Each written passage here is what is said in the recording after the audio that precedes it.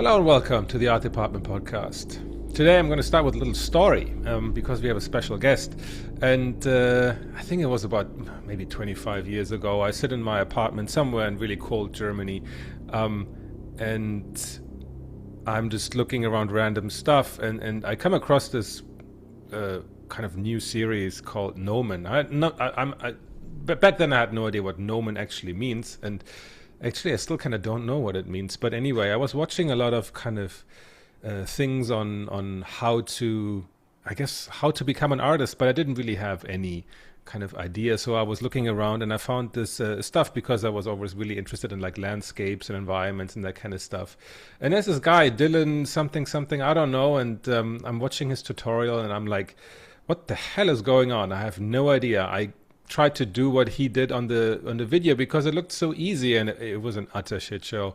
Anyway, like fast forward 25 years, we're having this little podcast here, and look who's here, Dylan Cole. It's quite crazy. So kind of like a starstruck moment, I think, for me at least.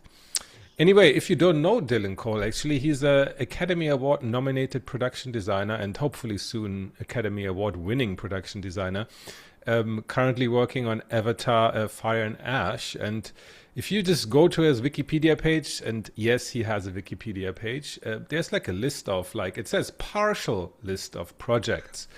Also funny because the list is really, really long. So anything from like Avatar, Maleficent, Alita Battle Angel, Tron, Lord of the Rings, Transformers and whatnot. Any movie you've seen the last 25 years, you've probably worked on it.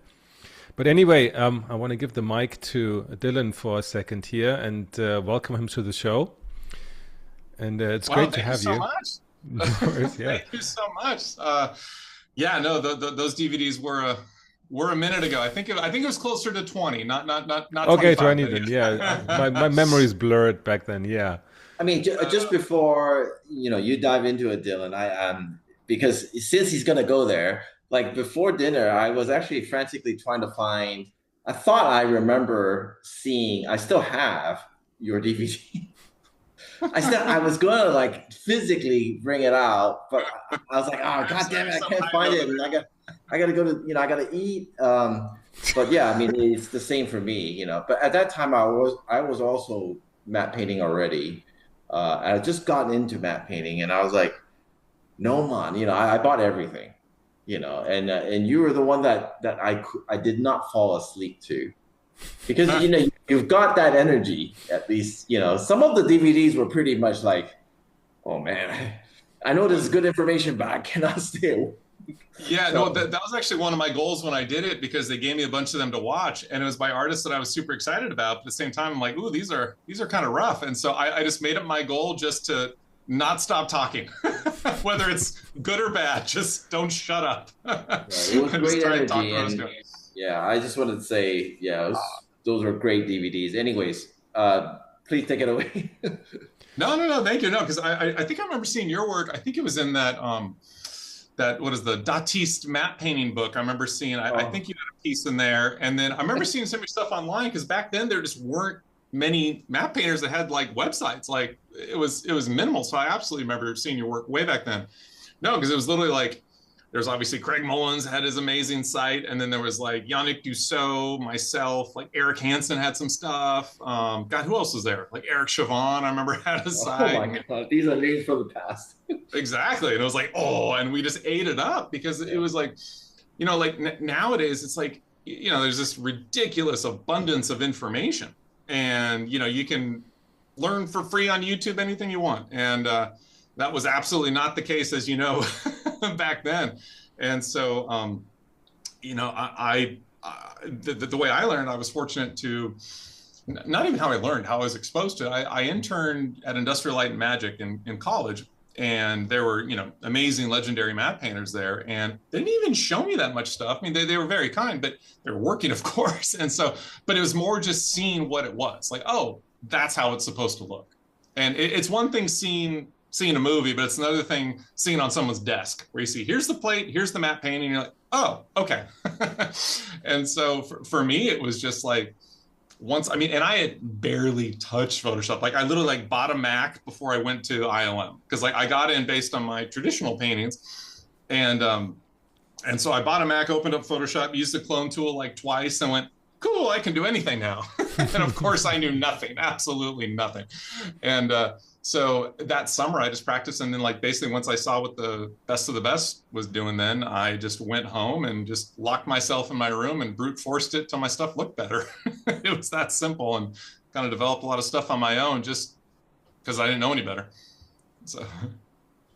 No, that's awesome. Who were you at ILM? I mean, was it a job or interning? No, it was an internship. I was like, I mean, literally like copies and coffee and like classic internship stuff. And you know, it was cool because like artists would have me like, you know, scan reference images out of books, which is how a lot of it was done back then.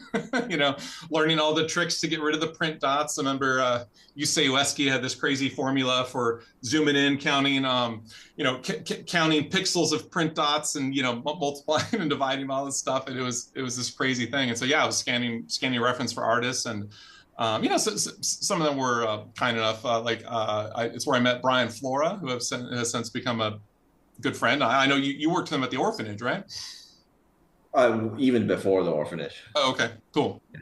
And so yeah, he was really kind. Like I think he, you know, I identified the young enthusiastic geek in me, and actually had me over his house on the weekend at that time, showing me some of his old paintings and you know, some of his setup stuff that he had done. And yeah, he was super generous. Eva Horvat showed me some stuff.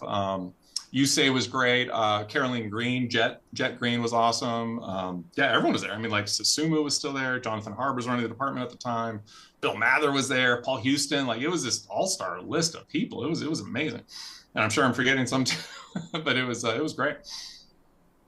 Yeah, it just mirrors exactly what, you know. I mean, I went there as a, you know, modeler, view painter, Okay.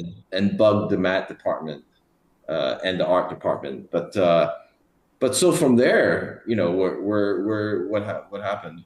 Yeah, it was kind of funny timing because that was in let's see, what was that? That would have been summer of '99, and then where was it? 2000. I don't even remember anymore. And then no, it was summer of 2000, and then I graduated college like a quarter early. I was going to UCLA as a fine art major, which was kind of funny because it was a very, you know, contemporary fine art gallery oriented type program, and I didn't fit in that well.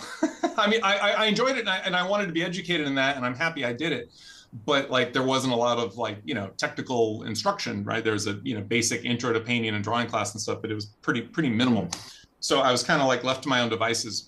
And even to get that internship at ILM, I crashed their talk because they were talking to the design department, which at that time was very much like hardcore graphic design type stuff. And so I wasn't even allowed to go to that. And I just kind of crashed it and went and talked to folks. And that's how I got it to begin with. But after the internship, I just came home, as I said, locked myself in my bedroom, and then started sending out a ton of portfolios. It was a really slow start. As I said, I graduated early, and sort of had this little grace period with my parents of like, cool, so I can kind of explore this for a little bit before I have to like go find some survival job. And sending stuff out, nothing, to the point where I was like, well, I'm applying to Kinko's. Here we go. And did that. And of course, like an idiot, I put in like a bunch of my art in the Kinko's application, and never got a call back from Kinko's, ironically. And I think because they saw that I included my art, they're like, yeah, he wants no part of this. This is clearly a stepping stone job. But no, like the first thing I really did was got a call from Illusion Arts. Like it was so crazy because it was like nothing, a couple polite declines, but just crickets. And then I get a call directly from Sid Dutton. He just calls me. And I'm like, oh, hi. And this is amazing. And, you know, I was a huge matte painting geek. And so I knew exactly who he was, knew who all the, you know, top old school folks were. And yeah, he liked my portfolio and wanted me to come on by and start. And so, yeah, first thing I did was on a little film called Time Machine with Guy Pearce. And I was kind of doing concept matte paintings. They wanted some help kind of figuring out what some shots could be for the end of the film. And funny thing about that is, and everyone there was amazing to me. You know, Sid and all the matte painters there. And but what I didn't understand is like, I was only there for about 4 weeks. And what happened was they didn't get some work that they bid on. And so Sid calls me in his office, tells me that he has to let me go. And I just didn't understand that aspect of the business. And I was like, what did I do? I'm sorry. Tell me what I did. Please, I won't do it again. Just tell me so I know. And I'm just like, and he's like, no, this is normal. I'm like, and because I thought I had my dream job. Like I was in a matte painting studio, and I thought I had made it. And but what was awesome there was just, of course, seeing traditional matte paintings on the walls, same as I saw at ILM, but seeing a lot of like Sid's and Albert Whitlock and Robert Stromberg stuff, and just on my lunch break and after hours, I would just go into the archive and just pull out matte paintings one by one and just stare at them. But yeah, that only lasted less than a month, and then not so funny timing. That was at the end of August of 2001, so less than 2 weeks later, September 11th happened, and everyone was out of work. It was this crazy time in the world, of course, and our industry more or less shut down.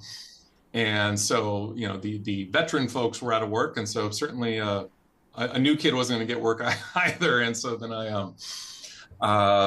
kind of bummed around and just trying to work on my portfolio constantly, and I didn't work again until like following January, and then there was only like a few weeks on a small commercial, and then it was like a few weeks or like a few months later that I did. And well, then in the meantime, I tried it because I was like, I got to figure out something. And so I was looking at artists that I respected, of course, one of them being Craig Mullins, and I saw that he had an agent, and I was like, And then, but I was also looking around at other folks that had agents. Ended up briefly with someone named Bob Coleman, and that landed me a fun little job on an Eminem music video, and then I landed myself with Melody Meisel, who was representing Craig Mullins, and so she was very helpful in me kind of getting my foot in the door, and so I got this job on a film called A Sound of Thunder, not the greatest of films, but it was it's an adaptation of the old classic science fiction story. But it was sort of sci-fi Chicago time travel movie, directed by Peter Hyams, and I was off, and it was cool. Then I was off to Prague to go be a concept artist, and first time in Europe, and then the idea was that I was going to go do matte paintings for like a year after. I was just like, woohoo! And then I had an amazing experience in Prague, but then budget stuff happened, and then it went from like, it was going to be like summer in Prague, and then it was going to be like a year in Venice doing matte paintings. I don't know why they were going to Venice. I was like, okay, cool. I'm 22 years old. Let's do this, right? And then but then that didn't work out. I was in London. I'm like, cool. Then it was like India, or I'm like, and then it went to like, no, it's gonna be done in like Vietnam, and it was like, wait, what? And so it was this whole like crazy like meandering thing. I'm like, you know what? This seems like it has a problem. And then and fortunately, I came back, and then same agent hooked me up. Got my foot in the door at Rhythm and Hues, which was fantastic. And I was doing matte paintings on the Ben Affleck version of Daredevil back then. I just did a ton of fun, stylized New York cityscapes, and it was a blast. And then quickly was off on my way to Lord of the Rings, and then it was this, and then ball was rolling. And I very much discovered, I don't think it's about agents, but this is good for everyone else. I think it's about a who you know thing. No one wants to look at portfolios. No one wants to go to that bin of reels. No one wants to go searching through websites. Everyone just wants a recommendation. Hey, who do you know? Who's available? That's good. And, that you can actually work with, that's not a jerk, and all this stuff. And so because I had sent the same portfolio to Rhythm and Hues several times, no calls. But because it came from my agent, suddenly they're like, yeah, your work's great. Come on in. I'm like, wait a minute. So, we all have different versions of that same story, I'm sure. And so then after Lord of the Rings, it's back in the States and freelance. That's when you blew up, actually, Lord of the Rings.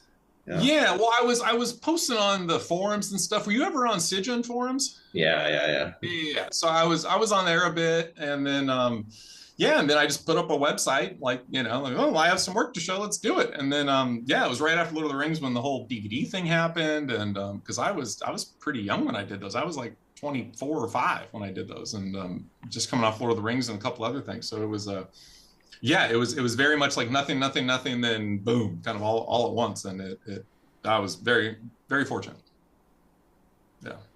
Yeah, I mean, I still remember, like the Lord of the Rings books, and then I do remember that, you were one of the rare people that had your stuff on a site, and then, we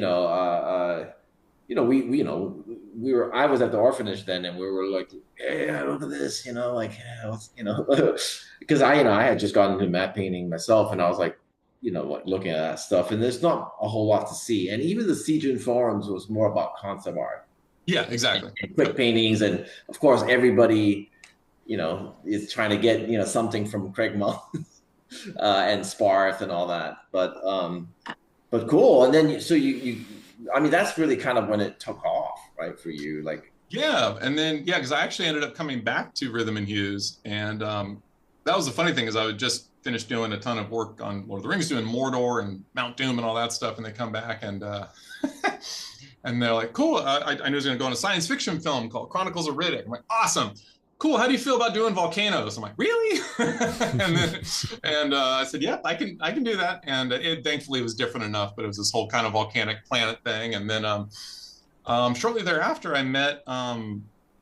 I'd done a few things at a VFX art direction thing. Got a taste of that, but then the next big milestone was really meeting Robert Stromberg, and he was on Riddick, and he was he was a freelance map painter working at home, and I was an on-site guy, and he he saw my work. It's kind of like, who's this young guy? And then and so we just started chatting and realized we're like from like 5 miles from each other in San Diego, and just kind of a lot of similar background and interests and stuff. And little did I know he was kind of like the most in-demand freelance map painter. I mean, Robert Stromberg's amazing. And so I just started working with him, kind of ghosting for him and just helping him out. And that just started this kind of, lifelong friendship, partnership, and very much a mentor to me. And yeah, we did countless projects together. And then he got me onto Avatar. So yeah, it was kind of a wild ride. But like there are those years where it was the crazy freelance years where it was just like you say yes to everything because it's kind of what you do when you're a freelancer, right?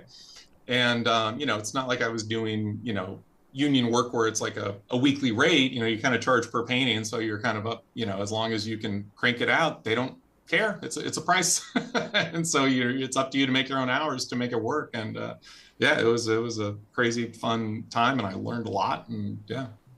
So exciting. Cool. So Avatar was still the first Avatar was still as a concept or matte painter? I was a concept artist. So Okay. Robert had been on it from the very early days, and then he more or less became co-production designer on that, and then brought me on as a concept artist. And I ended up with a title, concept art director, which was sort of their way of honoring folks that had kind of done a bigger contribution. But I was kind of Robert's right-hand guy, but I was basically just a lead concept artist. And I would help art direct some of the virtual sets, which was great, training ground for becoming a production designer. Though I at that time had kind of no aspirations to even do that. And because what was funny about that is that I'm so fortunate to have almost literally fallen into this where the production designers I had seen the ones I'd worked for hadn't been concept artists. They had either been art directors or set designers or come a different path. So it just didn't seem like that was a path for concept artists. And it certainly has been happening more lately, which is great. But back in those days, it just kind of wasn't. I mean, Robert was kind of the first one I knew about. And then, of course, now there's more of us. But yeah, he was the one that even put the idea in my ear. He's like, "Have you thought about doing productions now?" Well, especially because I was working with Robert on Avatar. I saw him doing it. I'm like, "Oh, okay. Like, this is cool. You get to do art and kind of be in charge of the whole look and, much more involved in the film as a whole. So that's exciting." But yeah, he put that idea in my ear and showed me that it could be done. So it was great. Cool. In fact, my first production design gig was for him on Maleficent that he directed. So yeah, it was cool. Cool. So actually, we had your good colleague Ben Proctor on the other episode. Yep. So we heard kind of his side of the story, and I'm very curious to hear your side because Yeah, it's basically a co-production designing job, right? You do one part, he does another part. So I don't know, maybe you could share some experience of yeah, production designing for Avatar and kind of the unique situation you find yourself in and kind of what part of the equation you are responsible for. Yeah, well, I mean, first of all, backing up to kind of how we got it, we had both had that concept art director credit on Avatar 1. He was sort of like to Rick Carter, who was the other production designer, sort of his right-hand guy, like how I was Robert's right-hand guy. And then he had since become a production designer doing, you know, Ender's Game. And then he was doing Fantastic Four before that got shut down or shuffled around. And I had done Maleficent. So we had both sort of graduated, so to speak. And it was funny, John Landau, our sadly passed away producer, I was working with them on the Florida Avatar park. Before I even did Maleficent, I was doing concept art for that, or early stuff for that part. And he was in a meeting, and I was like, I kind of had to stop work because I was literally getting on a plane to go to London to go do Maleficent. And then remember, as I was walking out the door, he's like, "Call us when you get back, Mr. Production Designer." And I was like, "Wait a minute, does that mean what I think it means?" You know, because the sequels were rumored, but nothing had been announced yet. But I was like, And sure enough, towards the end of Maleficent, I get the call, like, "Hey, Dylan, come on in. We're thinking about getting this going." And mentioned Ben, and obviously I was thrilled about that. And it was just really unreal because, like, I had heard so many stories about production designers. People trying to become production designers is a big challenge. Like, for one, you have to even be considered for it. Then most films, you have to like pitch. You have to like pitch your take on the project. A lot of times you're doing a ton of art for free or calling in favors from your friends just to try and come up with a pitch. And I was so fortunate. I didn't have to do that ever. Robert handed it to me on Maleficent, and then John Landau, you know, because Jim had, you know, more or less blessed Ben and I, and so we just got the gig, which was amazing because, you know, sequel to the biggest movie of all time, or sequels, they could have had anybody, you know, literally any production designer they wanted, but they chose to sort of keep it in the family, so to speak, and wanted the sort of continuity and institutional knowledge, and just, you know, like wanted to keep it in the Avatar family. And so that was really amazing. So then, you know, Ben and I were thrilled to hear that it was the other one. You know, what's funny is we didn't really work together on Avatar 1, even though we were both on it. Like, I think I said 2 words to the guy. You know, we sort of inadvertently collaborated on some art just by using some of each other's stuff, mainly me using some of his stuff. We actually worked together most on Tron in Tron Legacy in the interim. I had nothing but incredible respect for Ben. The work he did on that film was amazing, and I was just happy to be part of it. So it was fun. Like, we were talking a lot, as you can imagine, and then of course, you know, we're texting each other nonstop like little kids. And funny thing was we were literally both like watching like behind the scenes of Jim's old movies and stuff. And I remember us texting each other, watching the behind the scenes of The Abyss. There's this great time lapse shot as they're building the, you know, big underwater base that I'm blanking on the name of it right now. And it's the tank filling up, and it's a time lapse. So you see like the water rising as the construction's happening. Yeah. And we're just like joking, like Ben's like, "Oh my God, that's some Vader shit right there." You know, it's like, I can find new ways to motivate them. And it was, we were joking. It's like, you know, it's like watching, you know, like watching a horror movie as you're camping in the woods, sort of thing, right? Like, we got going, and I mean, thankfully, what was nice is that there's clear delineation as far as who's responsible for what, so there's no, you know, weird territorial stuff. You know, Ben is in charge of all things Earth. I'm in charge of all things Pandora. You know, on Avatar 1, it was sort of like hard surface versus organic, but here it just made sense that it's just, you know, it's culturally, and it's like we each have our own planet. That should be enough. But at the same time, I respect the hell out of Ben. And, you know, in the early days, we were just artists next to each other, office literally right next door to each other. We had a small team of concept artists. So of course I'd want his opinion, you know, and, you know, he'd ask me for mine, and we, you know, it was just a really fun time just to share.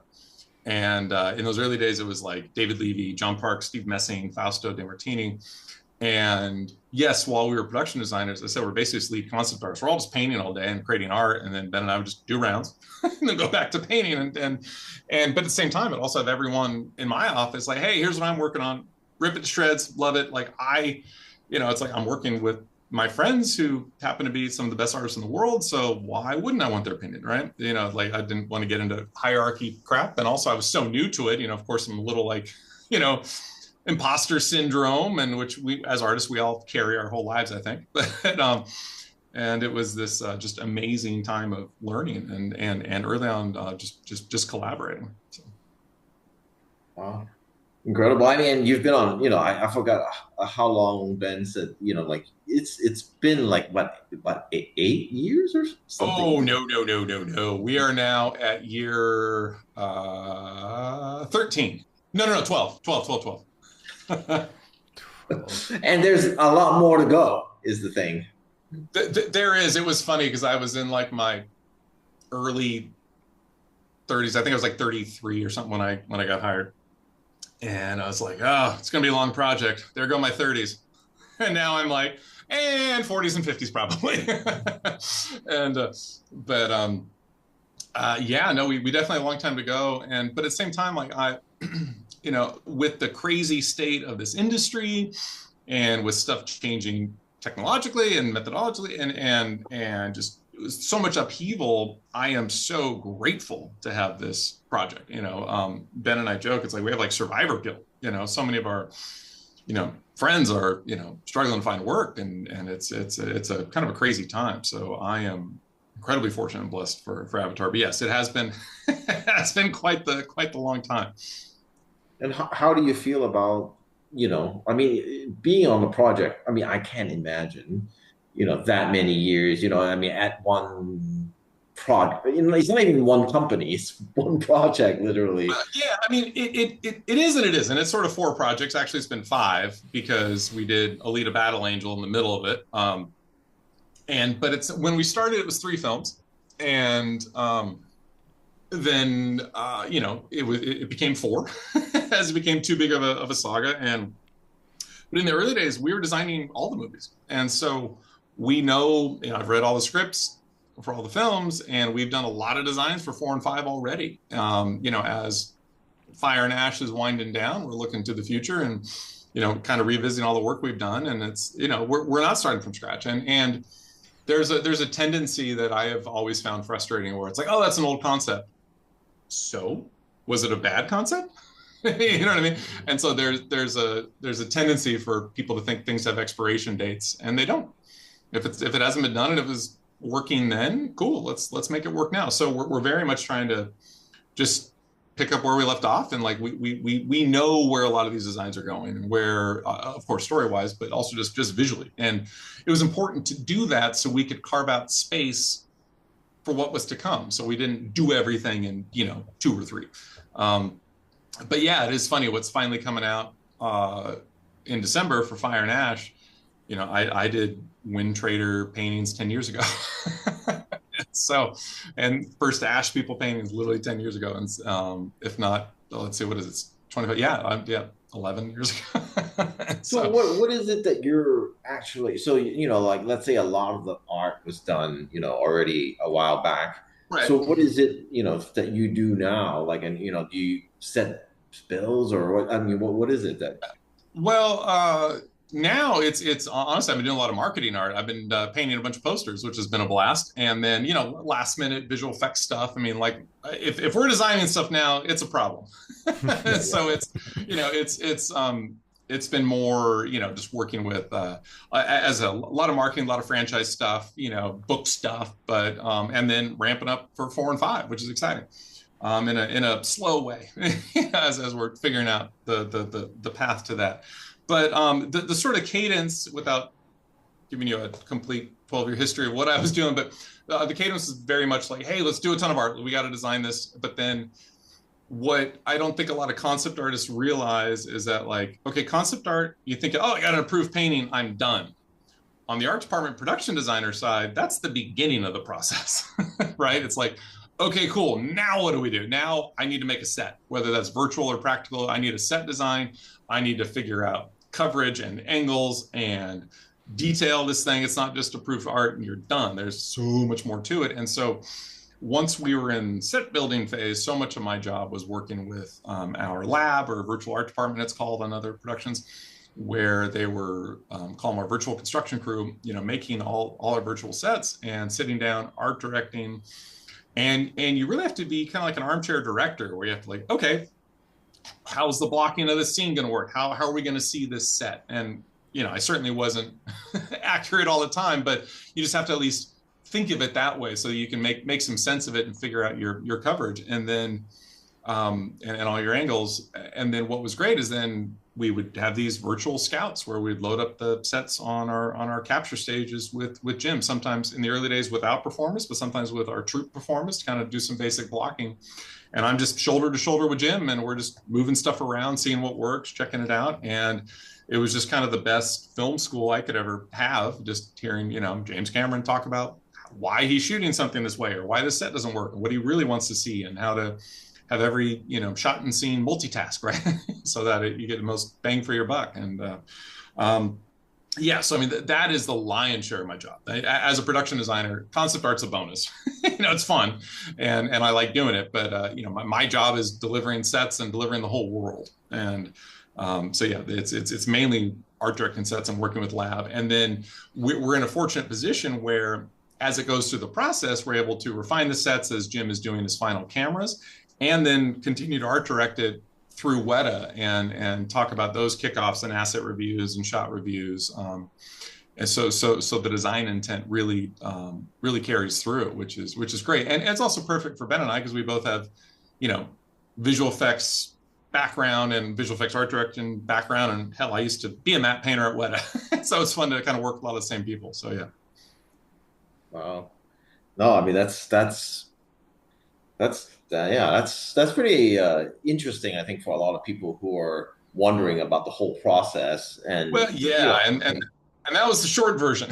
and oh and yeah, so, I'm sure that, yeah, I mean, but I think just being there with Jim and learning filmmaking, and it must be a very interesting. oh, for sure. Yeah, no, those are my favorite days, because I'm learning a lot. There's a little less pressure. It's not as high stress on the set, right?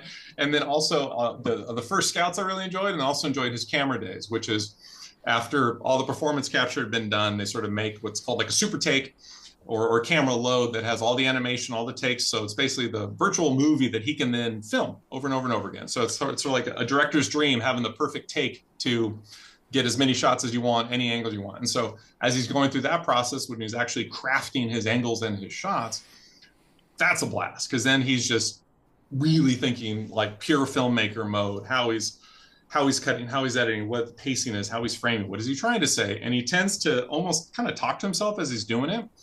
And it's basically like film school. It's great. I mean, out of curiosity, you've been there so long, you've gone this process. What was the biggest challenge? Because you're doing very different, a different kind of a movie, and still nowadays, even a fully CG movie, there's a lot of things that don't look right. Right. Even now. So what was your biggest challenge through this? Met Cayena Village, by far. Oh, what? Sorry? It was Met Cayena Village, the Reef Village from Avatar 2. By far was the biggest challenge, because Jim had the concept. He knew he wanted mangrove roots with the village suspended underneath it, and wanted some tensile walkways and stuff. But like the specifics, he'll be the first to tell you that he has a blurry idea of what he wants, and it's our job to bring it into focus. And that one was very difficult. It was so hard to find the right language that felt inevitable, right? Like all the best designs feel inevitable, right? But then until you get there, it's a struggle. And it's so easy to over design this stuff, right? Because you want it to be beautiful and interesting and alien, but not look forced or over designed. So that was a huge challenge. And then just figuring out the engineering of it, how the tensile walkways worked in between the maruis, which is what we call their little huts. And then a massive breakthrough came when we we were just getting frustrated and getting nowhere. We'd gone round and round and round. And I basically was like, all right, guys, it's arts and crafts day. And so really like we go to Michael's, we get some plastic tubing to bend as mangrove roots. We get like wire, just good old like, coat wire, and then and like pantyhose just to stretch it over. And like seriously. And so it was the guys in it was mainly Jonathan Bach and John Park did that, and me meddling and just to figure out, because like it's going to do what it's going to do, right? Let's stop imagining, let's start visualizing. And one thing, like our biggest breakthrough was realizing that like walkways and the Marui can be the same thing.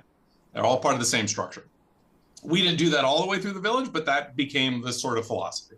And realizing that it's all one system and stop trying to design things separately. And so those basic shapes and principles led to them, okay, doing a whole nother round of concept art and like, okay, let's take what we learned, apply all of the different ingredients that we liked from the several years, but now I think we kind of had more of a game plan. And then what, because Jim is so hardcore about, motion and accuracy, we literally built a tensile walkway on stage to capture on, this huge nylon mesh cargo net thing that was the shape of, of several of our walkways, so we could reuse the motion. And then you got them bouncing and walking, and it was some of the most gratifying stuff I ever saw, because it was years of pain to try and design this thing, and besides just design, get a painting that he likes, as I said, you got to make the set. And so, besides all the 3D models, I got to figure out how to approximate this thing on stage, because Avatar, the people that don't understand, it's called an animated movie or CG movie, and yes, there's a lot of digital effects for sure, but it is performed and made by people. Like we have all the performances are done by actors, and we build a ton of practical sets because not everything's flat. Jungle's not flat, this village isn't flat, so we need to build proxy sets that approximate all this. And so that giant suspension, tensile walkway was one way that we did that, and certainly all that lent this huge motion vocabulary that informed performance. And so ultimately, that's what you have to do, is just inform the movie, and help flesh it out. Because it's like when you're designing just to design, like there's no point, like your touchstone is always the script, always the story, and how best to serve that. Yeah, interesting. I was wondering, so besides Avatar, right? This experience of working next to James Cameron and the film school aspect of it, has that in any way kind of inspired you or kind of pushed you to think like, okay, so maybe once I'm done with this Avatar thing, or like even on the side, like I would wish to, like, I don't know, explore my own movie. I want to play director, armchair director, or real director. I don't know. Yeah, I kind of go back and forth with that. I've had some opportunities, kind of presented to me, but it's like, I'm not ready to make that leap.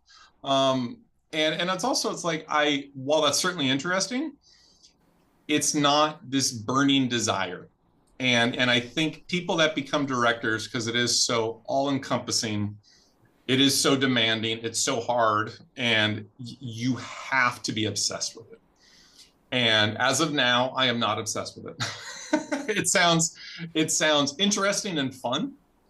And I think, I certainly think I have the vision, and I think I have the energy and people skills, having led departments and big teams and all that stuff. I think I could do it. I think I would have a blast directing like a CG short, like figure something out, like, okay, let's, kind of just to learn and have fun. Also it'd be fun, like, oh, that'd be great to like direct like an episode of like Love, Death and Robots or something like that, right? Like, let's just go have some fun. But yeah, maybe someday, obviously with all these crazy new tools now, you can really just do it at home. But that doesn't sound like it. I'd rather just do it, with friends. I mean, to piggyback off of that, I mean, since, you said, well, I mean, that's not something you're obsessed about. But I also, I realized that, obviously where you came from, which is traditional art, you've been doing a lot more planar paintings that I've seen. And then, of course, you have a book coming out that's going, I mean, I looked at it, it's amazing. Thank you. But I mean, I think, want to really know, like, how's the traditional art coming back for you, and how do you, what is that all about? Yeah, it's funny. Some people like in their free time, like want to like learn new software, like go direct their film or go do all that stuff. I'm like the other way. I'm like, I want to go outside. I want to paint with paint. I don't want to be in an office.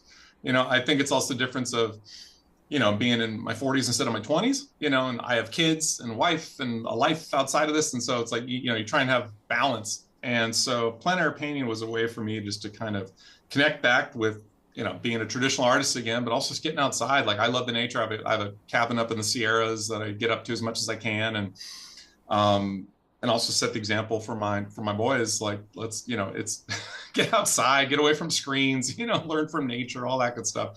But what has been funny about plein air painting is it forces you, because it's traditional, like commit, be decisive, be bold. You can't just endlessly fiddle with something, right? So it kind of forces you to think and be confident. My friend John Burton actually was one of the main people to help me get back into traditional painting. He had a line that I liked. He's like, "I may not be right, but I am certain." Where it's like, even if it's the wrong stroke, put it down boldly, right? And so that aspect has helped. And so I think it's helped.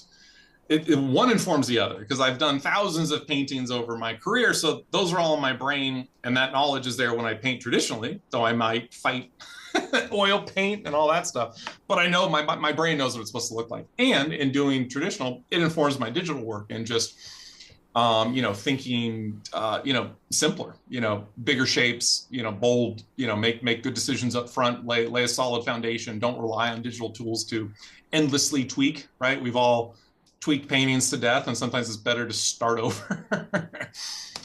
So yeah, I've found it massively gratifying. I sort of like a fantasy of that, like, after these Avatar films, that maybe I might, be able to devote a lot more time to traditional art and oil painting. I would never say retire, but maybe semi-retire from film and kind of do more fine art, my own books, and just have a lot more freedom. And yeah, to me, that's what's exciting. Nice. Talking a bit about books, many years ago, you already published a book called The Otherworldly Adventures of Tyler Washburn, right? Yeah. Can you share maybe a little bit about that? Oh, wow. Going way back. Yeah. So that project was very exciting to me. It was, at the time, I had co-founded a company called Hydra Entertainment with Robert Stromberg and the folks at the Third Floor Previs. And the goal was to sort of do this artist-driven development and film. And that, for a variety of reasons, didn't work out the way we all wanted, as many companies do. However, that project was very exciting to me, still is, and I still feel like it could have a home. But it was basically it was about a boy that goes to school in space with aliens, and the sort of quick pitch was Harry Potter in space. But it was zero magic, but you just take all the same way Harry Potter transformed all the conventions of school into another worldly thing with magic. I wanted to do that with science fiction. So, instead of auto shop, you have spaceship shop. You fly around in jetpacks, and you field trips to alien planets, and, your friends are all different species and all that sort of fun stuff. So, actually, yeah, there's hopefully some exciting movement because a lot of that stuff is locked up because of, annoying legal stuff, but might have the opportunity to pursue it more, and I think it could be exciting. So yeah, so it's not fully dead. Was that more like kind of like your outlet to, I don't know, tell a story, really, a story of your own kind of thing, or what was the impetus? It was part of that. It was a way to develop my own world, my own project, and it actually started as a movie project, and the book was sort of a way of like, okay, let's get the IP out there and sort of like claim it. Mm-hmm. Okay. So I joked that by doing that book, I now know how to do everything wrong. Because I didn't the book didn't start as a pure children's story. It started as a film to be distilled and cram as much stuff as you can into this children's book to kind of squat on an IP, which is not a good way to make a children's book. I still think it's not bad, but it's not as successful as it could have been if I would have come at it from a children's book point of view from the beginning. However, I'd love to do sequel books that are more just focused, simpler stories. Hey, here's a cool adventure in this world, and then I still think it would have a wonderful home as either an ongoing series or a series of films is how I always saw it. Whether both, I originally envisioned it as live action, but of course it worked well as an animated film. But I always envisioned it more, because I'm a kid of the '80s, so to me it was like an Amblin movie, right? Like it's Goonies, E.T., it's it's all that stuff. I was wondering, did this idea come about because maybe at the same time, I don't know, your kids were born or something like that? No, that's the funny thing is I didn't have kids yet. Okay, no, because for me myself, I noticed that once I had kids, I was naturally more drawn to projects that was stuff like that they would be able to watch earlier. Like, Right. I did some Mortal Kombat stuff, and I was like, oh, I guess my kids are not going to watch that until they're like hopefully 18, right? But then suddenly there were some opportunities for making animated kids shows, and I was like, hey, that's fun, right? But yeah, so I was wondering if there was any sort of like coincidence in that regard, or has there been recently that you were looking at like, oh, I have kids now, like maybe I want to make something for them. Right. No, you're absolutely right. And the long answer is I'd done the children's book before I had my first son. And again, it was more like, cool, I just want to make this and get these ideas out there and all that stuff. And then, but I still had a children's book. And then by the time he was 3 or 4, wanted to read this book, not even knowing that I had done it. It was just on his shelf. And then, the best way to realize how you did writing a children's book is to have to read a children's book to a kid. And I was like, oh God, this is way too long. This is way too many words. And then it got to this hilarious point where he's like, and it was so sweet because he loved it. And then also once he realized I did it, he really loved it. It was so sweet, but I was like, Daddy doesn't want to read that again. Too long. And then to the point where I'd have to like break it up into like 2 nights and stuff. So yeah, it was hilarious. However, so I was like, that's why I joke about, okay, I know how to do everything wrong besides the making of and the marketing and all that stuff. It was like just how to write a kid's book. And so now, I have another little guy now. They're 10 years apart. And so now he's 2.5 and going through, reading tons of books. And I certainly have an idea for a handful of kids' books I would love to do. One in particular that I'm really excited about. Hopefully I'll get to in the next year or two. Get your older son to read it to the younger son. Oh, exactly. Yeah, exactly. No, we haven't done that yet. I need to. I'm like, all right, here we go. Let's read Tyler Washburn. You're like, he would love to read it to you. And I'll be like, oh God, am I right? Yeah. So, yeah, no, but yeah, children's books, I love the format because it's just big art, simple story. And, as an artist, you're like, cool. So we're all artists, we all have a million dream projects, right? But one project, like format and several projects I want to do in this format, I call it the adult children's book, where it's that format. It's just big pictures, short, simple story, but it could be a simplified, whatever, you flesh it out, could be a movie, but it's a simple enough idea where you're setting up a world or a simple story, but it could be for adults. Like it doesn't have to be kid content. It's like how animation is a medium, not a genre of storytelling, right? It's like, I think that picture book can be the same thing where adults can get a lot out of it too, if it's cool art and cool story and whatever. But I really want to explore that as a way of telling stories. And, because a lot of times as concept artists, we may not want to get into full script development or like develop a saga of books. I mean, some people more than others. To me, I'm more like the holistic look at something. Here's my basic story idea. Here's the world and everything I want to see. And I can do that in an adult picture book, basically. And so, yeah, that's something I really want to do. Yeah. Wow. So, I mean, tell us a little bit more about, your book. I mean, I have it in front of me. And I think nowadays it's just, there's not enough, cool art books. I mean, I think like 15 years ago. It was like sort of the golden age where it was like a lot of really cool art books. Yeah. And it, you'd be like, wow, really good content. But now I don't see many art books really. Yeah, it's funny. There's the same time a lot and not a lot. Like, because a lot of time I feel, I'm not sure you guys feel, I feel like a lot of the look of things, especially science fiction over the last 10, 15 years is kind of homogenized, where a lot of stuff is looking very similar. And so I'm not excited to buy the art books anymore. I feel a lot of samey stuff. And also just the way the industry has changed. So much of it's 3D, and that is just less interesting to me to look at in a book than paintings. And not that they didn't use 3D in the past, but it's just my bias. I like paintings. and, Yeah. I certainly love 3D, and I use it all the time. But like, if I'm picking up a book, I want to see tends to be more paintings. So the way this came about is like, as you all well know, like, we don't own our art working in the entertainment business. And I'd always, I've done a lot of art for a lot of different projects over the years. And I was like, of course, always wanting to do an art of book, but I just knew the rights were going to be a nightmare. And I'd done a little bit of preliminary exploration. I was like, no, this is not going to work, or it's going to be prohibitively expensive. We have to pay for all these rights. And so, but then I realized, especially after Disney bought Fox, that I was like, a giant amount of my work is under the Disney Fox banner now. And so, I have a good relationship with our franchise guy in Avatar, Josh Izzo, and I was just kind of like, hey, what does that look like? Is that a possibility? Like, who would I even talk to about doing an Art of Me book as an official Disney book? And then so it started as this kind of like, I wonder. And then he's like, cool, here's who you need to talk to. And then it was like, oh, I have a pitch within like a week. And then like several days after that, I had a deal. I'm like, wait, what? What just happened?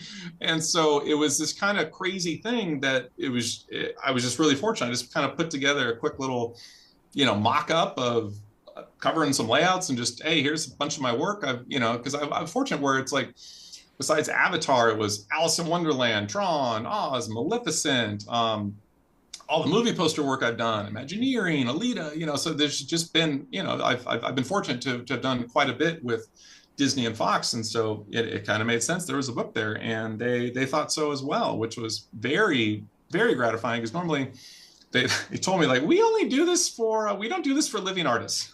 We do this for, artists that have been around, like, long dead. They were kind of joking, but no, it was that, it was the idea of doing a contemporary artist. They really hadn't done much. I think, like Ryan Meinerding's had just, been announced. And now we have a Doug Chang one coming out, which is awesome. But, there's not a lot. And so I felt very honored to kind of be on that short list. And so, yeah, so they went for it and hooked me up with Insight Publishing, and we made a book, and it's, I'm very excited about it. It's over 20 years of work. Also some fun, cheesy early kid fun stuff. And I wrote it myself. And so it's very much my story and how I got into the industry and my influences. And, I have a few early personal pieces, digital. And then, it starts with Avatar and just kind of goes through all my work. And it's great. It's a big book. It's almost 300 pages, and really wanted it to look like an art book, not like an art of book or a making of book with a ton of little images. Like, the images are big, they can breathe. And I was, as I'm sure we've all dealt with, very obsessive about not cropping the images. We've all seen terrible crops or zoom ins and stuff. I'm like, no. We preserve the aspect ratio. We see the whole image. Of course, being crazy about color correction and trying to get it to look as good as I can. And, I'm quite proud of it. And just the idea of just having an official Disney book, about my work was amazing. And I didn't kind of realize how good the timing was, because, just kind of seemed like, okay, well, 2 and 3 are finishing up, and before I start this next big chapter, I want to have work to show. But then also just technologically what's going on, like with AI, it was sort of this, like, everything I'd done up until AI happens. Not that I'm really using it, but I'm sure in some fashion I will be doing it at some point. But it was just kind of nice where it's like, here's a book of my work that won't have an asterisk next to it. You know what I mean? And it sort of encapsulates a chapter, right? And so yeah, I'm very proud of it. And I think people enjoy it because it is a wide variety of work, you know, from science fiction cities, fantasy landscapes, and you know, all sorts of stuff. So yeah, quite proud of it.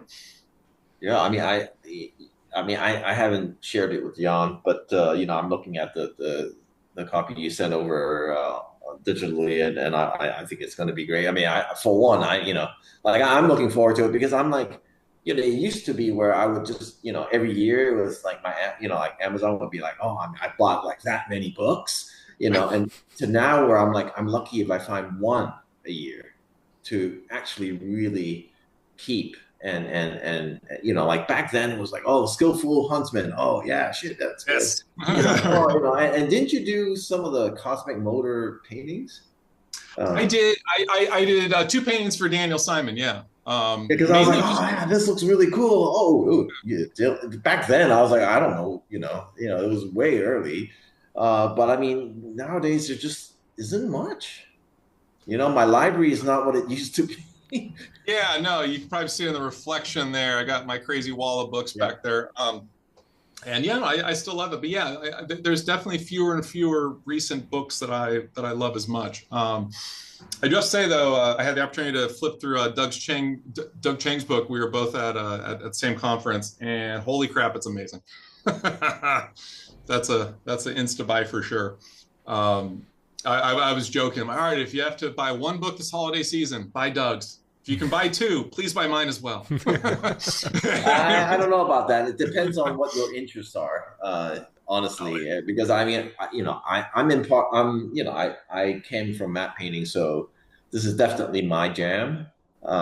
So you know, it depends on, I guess, on what you like. But you Well, know, yeah. when does it come out? It originally was the 18th, and I think there was some weather delays. So I think we're December 2nd now. But yes, and end of November, early December is where it's finally going to be landing. And then there's also a giant crazy collector's edition, which will be out in the new year, which is way oversized, which is awesome. It's like, what is it, 15 by 18, I think. So that's the one to get then. It's the one to get. It's limited edition, like only 250 of them made, but it's big, and it's funny because I've literally been proofing it just now, and like I knew how big it was going to be, but to actually hold it, you're like, holy crap, this is gigantic. Yeah, because I mean, you know, these paintings, you know, they can never be big enough. That's my goal, and that when I do art, I tend to just paint at stupid high resolutions. I think because I got used to just being in art departments where we do giant prints.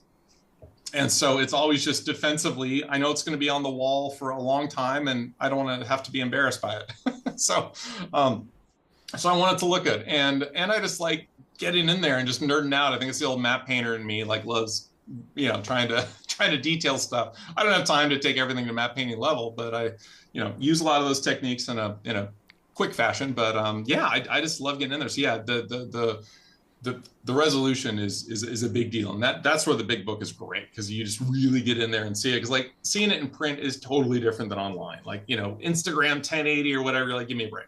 And so that's the thing I hate about Instagram, man. It'll never do any of like paintings like what we do justice. Yeah. Yeah, and so that's also why it's like just seeing stuff on screens is so cool. You know, I'm having a book release party at Gnomon School on November 15th, and what's super fun is, you know, doing gigantic prints. You know, I'm doing fewer prints, but they're huge. You know, some are like, you know, 3.5 by 7 feet long. Like they're big prints, and they also have a ton of screens and projectors, so we can really just get in there and see stuff big as it's meant to be. But for any of your listeners that are going to be in LA or live in LA, please come on by, because we'll have I'm giving a presentation about just sort of all my work and stuff, and it's a gallery opening, and also going to be signing, and the book will be available there for the first time anywhere, so you'll be able to get it firsthand, and I'll be doing, you know, signings and stuff and hanging out, and yeah, just sort of a good nerdy fun geeky party. I'm excited. Yeah, we'll definitely get, you know, make sure that you go. We'll get the details anyways, and we'll, I think your episode will come out before then. Oh, We'll definitely. make Yeah. sure it does. Yeah, no, that's super awesome. I think if I was in LA, man, I would go for sure. Get that signature, man. Get that autograph. I get it. Well, honestly, I'm equally excited about the gallery to see stuff in person, see it big, and of course happy to have people actually hold the book in their hands. I have a copy here, but yeah, I have one advanced copy. Wow, that's huge. Nice. It exists, and this isn't the collector. That's already pretty big, and the special edition is the uber big. Oh my God. Oh my God. Yeah. So awesome. it's kind of no joke without getting into it. Let me find a 2-page spread. It's kind of ridiculous. Where's the 2-page spread? It's funny. Well, there's almost a 2-page spread, but yeah, it's like, oh my God. So it's like having endless posters in a book form. Nice. So yeah, so literally just feel really. I mean, I think we've all wondered, what would it be like to make our own book, and a book, especially coming back from way back, like we do, because I think nowadays a lot of younger generation may not really care about having their own book, but for me, I've always wondered what that's like. I mean, did that scratch an itch for you, like in terms of like, hey, I've arrived, or I've always wanted this? For sure, because it's like, so many artists I admired looking at art books. And so to kind of just feel like, oh, okay, I'm kind of one of those guys now. And also just wanted to, I'm also realistic enough to know that this will probably be the most comprehensive book of my professional work that'll ever be printed, just because of the nature of, everything of rights of other studios, and being able to be under the Disney banner and all that stuff. And so, I knew this was kind of a moment, and definitely trying to, just make the most of it, just make something I was proud of. And that, when I'm 90, I have, that book still exists. Right. And that, like digital, well, of course, won't go away. You never know it's going to be easily accessible, or, people are still going to be looking at, but there's just something about, I know it's old fashioned, but, just something about a physical copy of a book that you can't take away, and it will exist. So yeah, just as an art book lover myself, I'm excited. Yeah, too. I mean, art books are freaking cool. Oh yeah, no, I'm the biggest nerd. Like on a Friday or Saturday night, if I get a new art book that I'm happy of, the latest things I've been excited about are those like gallery editions of comics and graphic novels where they reprint the art like at 1-to-1. So I'll find some of those from like old Batman. Like I just got the Batman Year One with all the David Mazzucchelli stuff, and I'll literally like get a glass of wine on a Saturday night, and I'm on my coffee table, and I'm just patiently like reading it. Like I love it. Oh, that's awesome. And I mean, for me, I just had one last question. Jan may have. Do you have anything, Jan, that's pertaining to this? No. You go ahead. No, because I've always, really liked your energy, when we were in France and we were talking in that COVID times. But I think the industry is going through a very interesting time right now in terms of, work. People aren't really working. A lot of people are having trouble, and AI, whatever. I mean, there's a lot of different moving pieces and stuff. And I was just wondering, if you had to give some advice in a positive way, what would that be? I think the tools have always been changing, right? But what doesn't change is good design and good storytelling. And so if you focus on those fundamentals and you have something to say, and if you have a good eye, like those skills apply to any medium. And then the other part of this is to just, it sounds so simple and so cliche, but like, just be kind, be collaborative. Like, you know what I mean? Like this is such a small industry, and reputation spreads quickly. And also just, no, don't be an asshole. It's that simple, right? And so it's like, so it's like those two things, like you will you'll find your path. I'm not saying it's easy, but like, if people want to work with you, if they like you, and if you prove that you have something to offer, whether that's a good eye or a good idea, you will find your way. And I know it's a very intimidating time right now. I feel like there's so much to learn, or it's like, oh God, are my skills useless now? Is stuff being thrown out? It's all being addressed in different ways, and I don't pretend to have the answers. I'm kind of along for the same ride as everyone else, and kind of cautious and excited at the same time. Because I don't know where it's going. So yeah, I'd say just focused on fundamentals and be positive, knowing that it may not look the same as it did before, but there will be something new, and there'll always be an avenue for creativity. I love that. Jan, you have anything else? I wanted to end the episode on a higher note, but I don't know. I was just wondering, and it doesn't necessarily need to go down like it doesn't necessarily need to be a downer. But I was just wondering, like, as you spend more years in the industry, as you have a family, as I don't know, life happens around you, like. What do you feel are like the biggest difficulties you have been facing? Like, it doesn't have to be about work. It could be about health. It could be about, I don't know, something else on your mind. And if you'd like to share, right? Because we're all human, right? So. Well, yeah, and that's the thing. I think it's balance, right? It's what is that balance? When I was in my 20s, I was a psychotic workaholic all the way through probably most of my 30s. But then you have kids. Then you're married, then divorced, then married again, and then and all those things. And I had some health scare stuff too. So there's always stuff to put things in perspective. And I think it's that balance where you're like, all right, am I halfway done with my life? I don't know. What do I want to do? How do I want to be remembered? What's most important? All those kind of big existential questions we all sort of deal with. And to me, it's like, besides the obvious of wanting time with my kids, and that's the greatest legacy I can ever have, but aside from that, it's just being creative, and having creativity. And I realized how much I love painting and just creating images, whether that's oil or digital or whatever. And so that's why when you asked me earlier about directing, when I sort of dug deep down on what I really most enjoy, it's painting. And directing would take me away from that.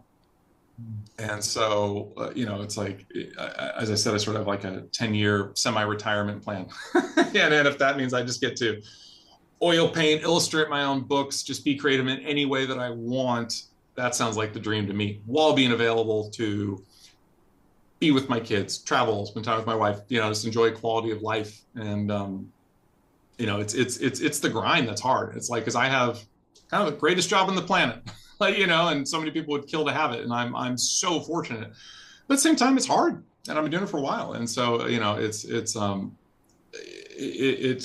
certainly something I would never walk away from, but it's, ultimately you have to kind of dig down and see what's important to you. But yeah, to me, it's just creating and painting, and whether it's digital or oil or whatever that is, and just learning, right? We're all artists. Like, the instant you stop learning, you die, right? Like, or the instant you think you know it all, and like, it's that kind of classic cliche. The more I learn, the more I realize I don't know, right? Like, and then you just get typical artist insecurity and figure, oh God, where am I in the pantheon of time of artists, and then you just want to get better at everything, and we're all crazy artists, and we have to juggle our internal monologue, but ultimately it's balance, right? And it's also kind of forgiving yourself if, like, I'm tired, it's like I don't want to work till 2 a.m. or it's like, can I just watch a movie?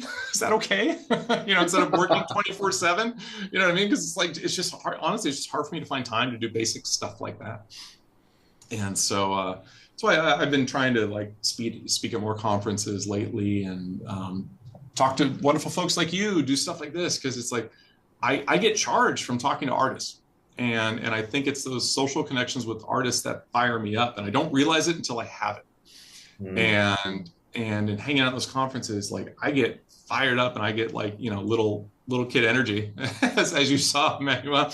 And I enjoy it. And I think realizing that, oh, these are my people. They're my brand of crazy, you know, and we all gotta find our brand of crazy. And it is that sense of community. Cause like, while it is so isolating, right? Especially like I haven't worked on site since COVID.